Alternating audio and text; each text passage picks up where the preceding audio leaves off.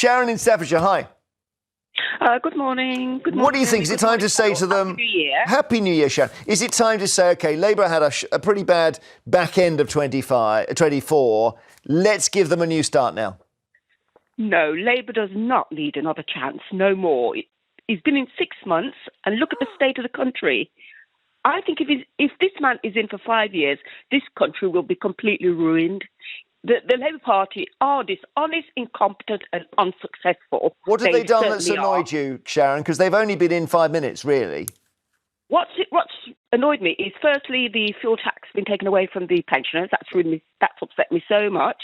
And also, the money that we're giving to these people that are staying in hotels, coming from the small boats, committing a crime, coming over illegally, and we're putting them up in posh hotels at taxpayers' expense.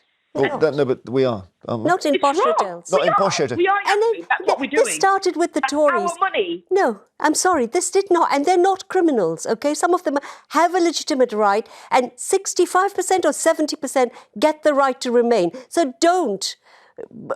You know, this is some of the stuff that comes out in the Tory press all the time.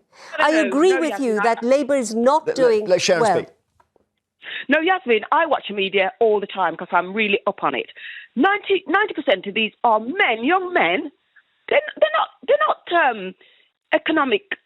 They're just coming into the country to get the freedom. Sharon, the Conservatives tried the Rwanda plan, and as we know, they only had 2 people go to Rwanda, and they were volunteers, and it cost about 100 million. So that was stopped. And you may say, well, it would have worked in the end, but there was just no sign of it ever starting. How much money was spent on this? Because that was the start-up cost. No, Jeremy, I'm sorry. That Rwanda plan would not have worked. Well, then what do they do then if they don't do that? Oh, come on, Jeremy. Look, in all the time they've set it up, only 2 people have gone, and they've had to pay these people to go. They've had to pay them to go. What's the solution, though? I think, basically, send them back to France.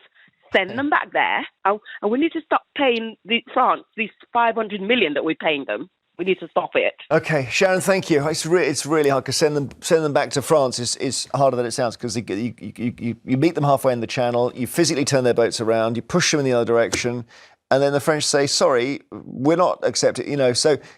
Click here for an irony alert. McMurdoch, milkshakes and Farage.